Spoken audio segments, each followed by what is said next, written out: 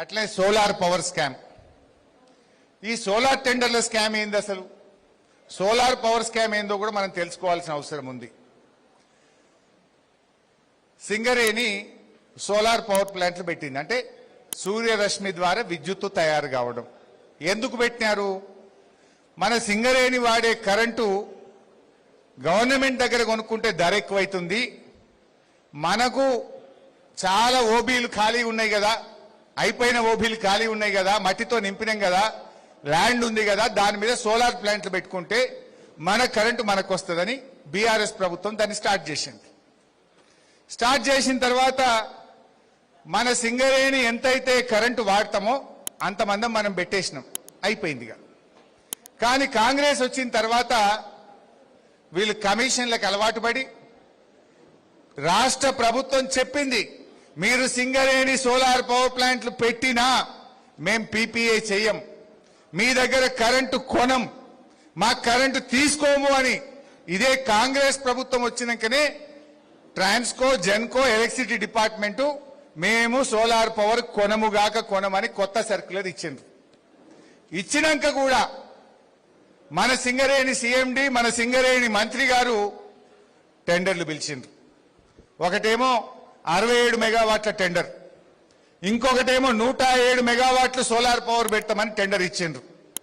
ఈ టెండర్లు పిలిస్తే జనరల్గా బయట సోలార్ పవర్ తయారు చేయాలంటే మీరు గూగుల్లో పోయి హెచ్పిసిఎల్ కొట్టినా, ఎన్టీపీసీ కొట్టినా, ఏ కేంద్ర ప్రభుత్వ సంస్థది కొట్టినా 1 మెగావాట్ సోలార్ పవర్ తయారు చేయడానికి ఎంత ఖర్చు అవుతుంది అంటే 3 కోట్ల రూపాయలు అయింది అనేది చెప్తారు.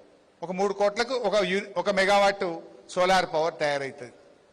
కానీ వీళ్ళు పెట్టిన టెండర్లు ఎట్లా అంటే, వేరే వాళ్ళు ఎవరు టెండర్లలో పాల్గొనకుండా నియమ నిబంధనలు మార్చి సైట్ విజిట్ సర్టిఫికేట్ పెట్టి ఉత్పత్తిదారులే టెండర్లో పాల్గొనాలని పెడితే 7 కోట్ల రూపాయలకు 1 మెగావాట్ కరెంటు తయారు చేసే విధంగా టెండర్ను కట్టబెట్టిండ్రు.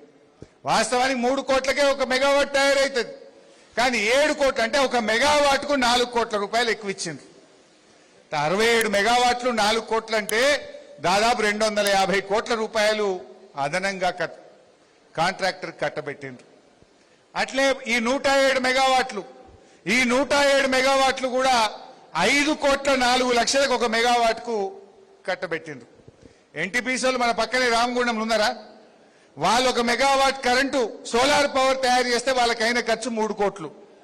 మరి రోడ్డు యువతల సింగరేణిడేమో 7 కోట్లు, 5 కోట్లు. అంటే ఎవడి సొమ్ము ఎవడు దానం చేస్తుండు? దీంట్లో మొబైలైజేషన్ అడ్వాన్సులు పెట్టి పెద్ద పెద్ద సంస్థలకు కట్టబెట్టి ఇవాళ సింగరేణిని లూటీ చేస్తున్నటువంటి పరిస్థితి.